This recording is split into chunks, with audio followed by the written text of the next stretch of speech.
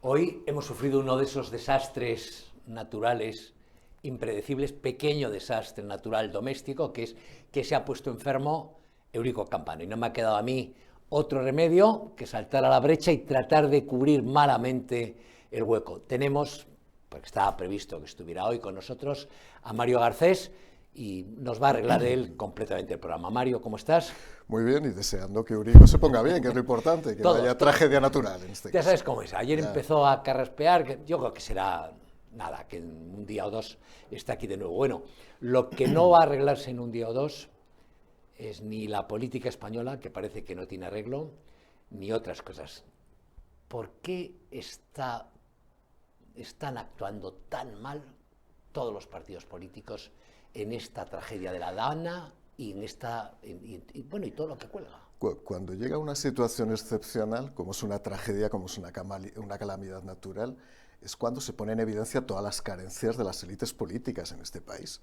Los partidos políticos, los grandes partidos políticos en España tienen unas carencias estructurales brutales desde el punto de vista de la selección de los mejores. Un partido político para muchos es una especie de instrumento de poder que una vez que uno se apodera del instrumento accede a cuotas de poder institucional, pero no piensan que es para gestionar calamidades. Piensan que es para hacerse fotografías, es una forma narcisista de ostentación del poder y se ha demostrado que esto no es un parque de atracciones donde uno se pone una pulsera y entra hoy qué acto me toca, hoy a quién tengo que presentar, hoy qué foto tengo, qué premio tengo que entregar. La gestión pública es muy compleja. Yo en mi época como subsecretario del Ministerio de Fomento y como secretario de Estado tuve que hacer frente a dos calamidades. Tuve que hacer frente como secretario de Estado al terremoto de Lorca y luego tuve que hacer frente a la tragedia de Germanwings. Y ahí no vale la pena hacerse fotos. A mí nadie me reconocía por las fotos que prohibía que hubiera fotos en cualquiera de las dos calamidades, ¿no? Sino que se trata de trabajar. ¿Qué ocurre? Pues que se nota, primero, que no existe una capacidad de seleccionar la centralidad política de los partidos políticos a los mejores territorialmente, eso es así, y que si no seleccionas a los mejores, ellos que a la vez tienen que formar equipos, no seleccionan tampoco a los mejores. Entonces nos hemos encontrado problemas de gestión, problemas de prevención, problemas de comunicación. Sí. Yo creo que esta es una tragedia que en términos de comunicación, que ya será quizás lo de menos, pero en las democracias emocionales, en las sentimentales, influye mucho la comunicación. Yo creo que se ha comunicado penosamente por parte de todo el mundo, no se salva absolutamente nadie. Entonces, entre la inepcia de unos y el narcisismo psicopático de otros, nos hemos encontrado con más de 230 muertos, una calamidad asimétrica, es curioso. En Castilla-La Mancha nadie dice absolutamente nada. La calle Hay 7 muertos en Castilla. 7 muertos, fíjate que en Lorca hubo 9, que más o menos la dimensión humana en cuanto a fallecidos, la tragedia es muy parecida. Y sin embargo todo se concentra en Valencia. Nadie pregunta por las comidas de paje, nadie pregunta qué falló en Castilla-La Mancha, y ahora hay lo que ya imaginábamos, una instrumentalización política por parte de cierta izquierda dominante y de cierta izquierda sociológica de la calle, donde la derecha reacciona mal y tarde, que es habitual en ella. Reacciona de manera absolutamente convulsa y abrupta y desde luego no da respuesta a esos espasmos que son propios de una izquierda que sabe muy bien movilizar los sentimientos y las emociones de la gente. Pero insisto, aquí hay un problema de selección. Lo que no puede haber, estamos viviendo un momento en la política española que no había ocurrido nunca, nunca en la historia. Y es que los partidos políticos están dominados por profesionales de la política, no han hecho nada en su vida. Ya, Nada. Pero vamos a ver, ¿quién pagará políticamente el pato? Porque es decir, a lo mejor es un poco miserable cuando todavía se buscan por lo menos una treintena de cadáveres, hay más de 30 desaparecidos todavía, cuando hay casi 100.000 coches que va a haber que sustituir, cuando hay mucha gente sin casa, cuando el barro anega las cañerías y tal. Bueno, a lo mejor es miserable fijarse en quién sacará réditos o no, pero es evidente que todos los políticos se están posicionando para ver quién sale vivo, quién sale herido y quién queda muerto en esta operación. ¿Quién pagará el pato? Bueno, vamos a ver. En primer lugar, para que quede claro, no va a haber responsabilidades de primer nivel. Eso es imposible en España. En 45 años de democracia, nadie ha dimitido por una tragedia o una calamidad. Nadie. Ya. Entre otras cosas, porque si dimites es una especie de autoinculpación y en segundo lugar te quedas solo, porque el momento que sales ya no eres nadie. Por lo tanto, uno se va a trincherar, ya sea en el Palau de la Generalitat o en el Palacio de la Moncloa, con el objetivo de aguantar, porque tienes los letrados, el conocimiento, los servicios jurídicos, tienes la estructura de poder, que eso te da poder, y además tienes el presupuesto, con lo cual eso te consolida. Dos, Sánchez no va a hacer absolutamente nada. Lo que va a hacer es poner el aspersor y, desde luego, centrifugar la responsabilidad fuera. Mazón seguramente hoy hace una crisis de gobierno. Se hace una crisis de gobierno. Este jueves anunciado. Hoy, esta semana. Se hace una crisis de gobierno, es para que él se mantenga, es evidente. O sea, él lo que hace es poner un parteaguas y con esto doy por solventado el tema de las responsabilidades. En términos de cálculo político, la izquierda lo va a utilizar en una primera semana, viendo algunas encuestas así muy precipitadas. Había una caída estrepitosa del Partido Popular y una subida bastante intensa de Vox. Sí. El Partido Socialista más o menos se mantenía. Mantenerse con un suelo del 30% ya es bastante para el Partido Socialista. Yo soy de los que piensan, desgraciadamente, ahora estamos todos muy calientes. Estamos todos con la intensidad del drama, de la tragedia, pero es que esto lo he vivido otras veces. En 3 o 4 semanas la gente olvida. La gente en España es una sociedad amnésica. Recordemos que hubo 170.000 muertos en España, ya a los 6 meses de la pandemia, ni China existía y la gente estaba ya a otra cosa. Y fueron 170.000 fallecidos, con una de las peores gestiones conocidas por parte del Estado y de las comunidades autónomas. Entonces, ahora mismo podemos hacer valoraciones inmediatas. En la valoración inmediata cae el PP, evidentemente va a caer, porque además le ha cogido el relato el Partido Socialista. El relato mata los datos, en este caso, y el relato, la narrativa, la tiene el Partido Socialista. No sé muy bien por qué, pero la tiene. No ayuda mucho el comportamiento de Mazón, las ocultaciones de Mazón y ciertos problemas de comunicación que ha tenido ese gobierno, que luego no son los mejores los que hay. A partir de ahí, dentro de 4 o 5 semanas, la gente puede estar a otra cosa. Desgraciadamente, esta sociedad es, como digo, es amnésica, es desmemoriada. Hablamos mucho de memoria histórica, pero no tenemos ni siquiera la capacidad de recordar lo que ha pasado hace 4 meses. ¿Va a tener algún efecto? Va a tener algún efecto. En el Partido Popular va a tener algún efecto. ¿Va a ser estructural? Es posible que no. Pero insisto, por esa capacidad de olvidar que tiene la sociedad española. Ya, pero si te fijas en el discurso de Sánchez, dices... Todo el mundo dice, vamos a resolver esto como resolvimos La Palma. Y tú dices, bueno, pues si La Palma lo que ha quedado es que la gente está en contenedores, ¿qué van a ustedes? Pero le importa un comino. A él le da igual. Se le importa un comino. Por eso, en estas democracias emocionales, influyen mucho las emociones. Y que se desborden las emociones y sostener las emociones. Pasó con el Prestige. El Prestige consiguió mantener la emoción, pero quiero recordar que incluso en aquellas elecciones del 2004, era previsible que ganara Mariano Rajoy. Fue un atentado a 4 días de las elecciones lo que provocó que al final hubiera un decantamiento al Partido Socialista. Pero por eso digo que las emociones se pueden manejar durante un tiempo, y la izquierda las maneja muy bien, pero pasado un tiempo las emociones vuelven otra vez a su estado natural. Llegan las vacaciones, llega el campeonato de fútbol, o sea, la gente habla de otras cosas radicalmente diferentes, ¿no?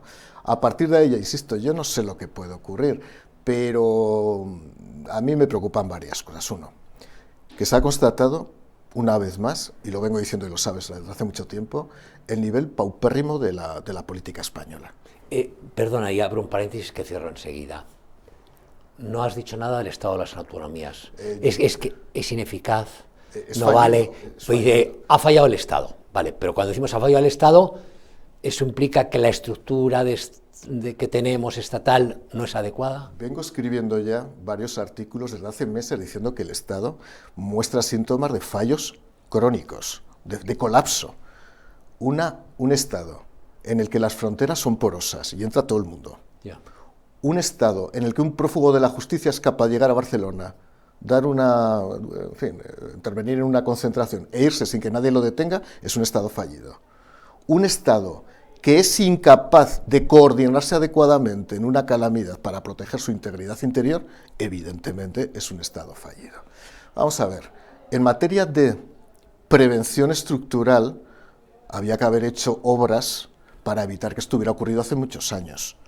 Pero, una vez más, el Estado autonómico falla porque son las propias comunidades autónomas las que hacen, vamos a decir, desbarrancar, nunca mejor dicho, el Plan Hidrológico Nacional. Muchas de las obras que estaban previstas en el Plan Hidrológico Nacional seguramente hubieran evitado que hubiera pasado lo que ha pasado en Valencia. Pero aquí nadie quiere hacer absolutamente nada, entre otras cosas por esa visión patrimonialista que hay en los estatutos de autonomía de lo que son los cauces de los ríos. Estos de Aragón, estos de Cantabria, estos de no sé quién. No, miren, los ríos son de todo el mundo y los ríos son españoles y fundamentalmente son de todos los españoles.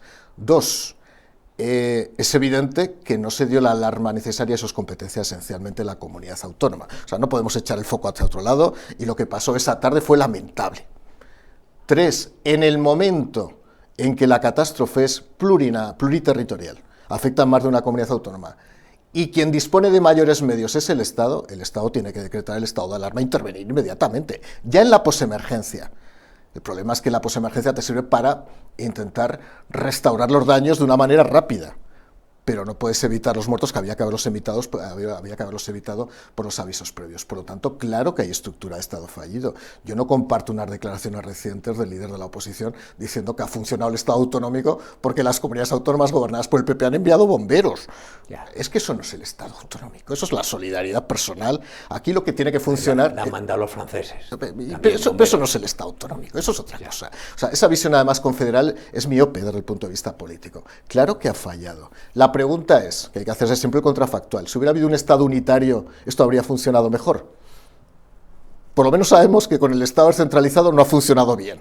Con el Estado unitario a lo mejor tampoco habría funcionado bien por un sistema de mandos y de jerarquía, no lo sé, pero desde luego no habría habido esa dilución de responsabilidades y de respuestas que tienen los políticos. Históricamente, Mario, en los momentos de crisis la centralización del poder suele ser más eficaz que la descentralización del poder. En materia de emergencias, sí. Siempre. Pero acuérdate de la Roma y las figuras que tenían... Y en materia de obras, porque en materia de obras, desde el centro, tú puedes determinar cuáles son las necesidades reales para equilibrar el territorio. Porque en un Estado autonómico lo que hay es una pulsión permanente de los territorios para que se haga más obra. Entonces es una especie de subasta, de regate permanente a ver qué consigo, si consigo más inversiones o no. Pero no está basado en la racionalidad, está basado en el prurito político de yo quiero más y tengo que ganar a la comunidad de al lado. Por lo tanto es absolutamente ineficaz. La imagen esa de Sánchez saliendo, que el rey que se queda cuando les tiran lodo, intentando mirar a la gente a los ojos, la reina desencajada pero que se queda allí, con Mazón en segundo plano, y Sánchez abandonando toda prisa la escena, ¿tiene efectos negativos sobre Sánchez a medio o largo plazo o tampoco? Yo creo que los descuenta, él los descuenta. Así, para los votantes de derecha o de centro derecha, evidentemente nos parece nauseabunda la reacción, nos parece lamentable. Para el votante de izquierda es que le da igual, e incluso él se ha victimizado. Él se ha considerado objeto diana de una especie de turba, barbarie que ha ido contra él, ¿no? Y eso, ojo, él lo hace bien, él se victimiza entre los suyos. Hay que tener en cuenta que nosotros vivimos en nuestra burbuja, pero el votante de izquierda vive en su burbuja, y en esa burbuja la victimización funciona correctamente, ¿no? Yo he acompañado mucho a los reyes en viajes oficiales cuando yo era secretario de Estado, ¿no? Primero, la posición, yo siempre de los reyes me parece magnífica. Como simple reflexión, yo no habría ido el quinto día, yo habría ido el primero o el segundo día. Por una razón psicológica y sociológica, la angustia todavía no se ha convertido en ira. Pero bueno, oye, también es mucha valentía y mucho coraje ir el sexto día sabiendo que esto puede ocurrir. Lo de Mazón, pues parecía que tenía el paraguas monárquico, era una especie de palio, se queda detrás, o sea, una imagen un poco también grotesca, dantesca, pero bueno, por lo menos aguanta. Y es verdad que estos días se está yendo y se está llevando todos los improperios de la sociedad. Oye, tampoco se trata de hacer un auto de fe aquí público, porque es que al final tampoco sirve para nada. A mí me parecía más obsceno que estuviera todo el día con el chalequillo puesto los primeros días como si estuviera al mando de una operación militar. Mazón, deja de hacer el Hyperman y ponte a trabajar y elige. Pero en esto de los chalecos de abeto, no sé si has visto a Marlaska ahora con un jerseycillo de estudiante universitario. El jerseycillo gris, de Curilla. Sí, Sánchez se pone una especie de no sé, de parca norcoreana de color azul, no sé. Es curioso. O sea, aquí todo el mundo se disfraza. ¿Se disfraza? No, pero... Todo el mundo se disfraza de... Pasaba con los periodistas, yo me reía mucho, dice, todos disfrazados de pescadores, vamos a la guerra todos disfrazados de pescadores, ¿no? Me hace mucha gracia porque Mazón se ponía el uniforme los primeros días estando en la oficina, y ayer o antes de ayer lo vi en obra pública y era el único que no iba con el chaleco, protección era cuando lo tienes que llevar, o sea, pero vamos a ver, ¿alguien puede explicar al Hyperman cuando hay que estar actuando? ¿Sabes lo que pasa? Que son niños que de los 19 años entraron en política, y entonces piensan que esto es una diversión, y esto es un problema. Ahora ya no hay una diversión, ahora hay 230 muertos. Y no son solo ellos, hay más, ¿eh? O sea, esto es una forma de hacer política. Mira, durante muchos años el Partido Socialista tuvo a Juventudes Socialistas y el Partido Popular tuvo a Nuevas Generaciones. Ahora, Juventudes Socialistas tiene un partido y Nuevas Generaciones tiene un partido. Y esos niños que empezaron con 19 años, pensando en un sueño húmedo de verano que podían ser no sé qué, desde cantantes de Eurovisión hasta presidentes de la Generalitat, se han encontrado gestionando que nunca deberían haber llegado, porque son cuartos niveles. pero se encuentran con un presupuesto, se encuentran con un coche oficial, se encuentran con la capacidad de dar dinero a mucha gente y ahora llega lo que llega. Y esto es un problema, y es un problema crónico y no solo pasa en Valencia, sino en otras comunidades autónomas. ¿Y esto tiene remedio, ya concluimos, o ya no tiene vuelta atrás? Quiero decir que yo no sé si la política española ha ido a menos, pero parece cada vez más ineficaz. Me refiero al funcionamiento de todas las estructuras políticas. Pero esto tiene un arreglo. ¿Ya no lo tiene? ¿Tienen capacidad de regeneración los propios partidos? No, los partidos políticos, fíjate, el Partido Socialista actúa bajo un mesianismo absoluto, por lo tanto el control de Sánchez es absoluto, le interesa controlar la totalidad de las baronías, y él sí que ejerce un control muy rígido. Por lo tanto, si él ejerce un control rígido, narcisista y ya digo, y personalista, va a elegir a los peores, en todos los sentidos. Sí. Profesional, intelectualmente y moralmente. O sea, ya los tiene alrededor. Echa un vistazo alrededor y claro, te quedas asustado. El Partido Popular hace algo diferente, pero igual de erróneo. Y es que actúa bajo un principio de confederalización. O sea, yo no voy a influir en las estructuras territoriales. El problema de las estructuras territoriales es que han sido copadas por niñatos que hace 25 años no eran nada. Y que no han estudiado nada, y que no han trabajado absolutamente nada. ¿Cómo les puedes poner al frente de una calamidad? Y evidentemente son incapaces de elegir a los mejores profesionalmente. Elegirán a aquellos que son más cómodos para sus intereses. Por eso, el Partido Popular y el Partido Socialista, por razones diferentes, tienen problemas estructurales. Entonces, la regeneración tiene que venir desde un liderazgo muy diferente, que sepa escoger a los mejores, aún a costa de interferir a veces en la toma de decisiones de los territorios, y eso es muy difícil. Sánchez, que es muy croupier, un jugador,